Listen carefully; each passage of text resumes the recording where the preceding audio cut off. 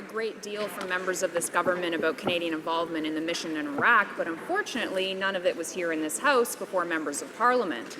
Canadians have a right to know what their government's planning when it comes to our troops operating on foreign soil.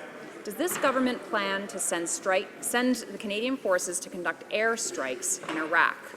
The Honourable Minister of Foreign Affairs. Thank you very much, Mr. Speaker. Mr. Speaker, the fanaticism of this terrorist movement is a direct threat to the region, it's a direct threat to our allies, and it's a direct threat to Canada. The government has taken a number of measures in providing support, including humanitarian assistance, military assistance. We've been asked to do more by the Obama administration, and I can report to the member opposite, clearly no decisions have been taken. The Honourable Member for Halifax.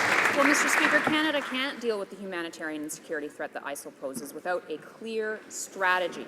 The Conservatives have evaded question after question on the Canadian participation in Iraq. Canada should not sleepwalk into a war that our allies have acknowledged will be years long. When will the Prime Minister bring Canadian involvement in the military mission in Iraq to a vote in this House? The Honourable Minister of Foreign Affairs. Mr. Speaker, whenever this government has sent or renewed combat missions, we've always consulted Parliament and had a vote. Let me tell you what we've done. I, as Foreign Minister, took the member opposite's critic for Foreign Affairs and the third party's critic for Foreign Affairs to Iraq so they could ask questions and see the situation for themselves. We voluntarily called back the parliamentary committee a week before Parliament resumed so that we could present and discuss it there. We supported an emergency debate within 48 hours of Parliament resuming.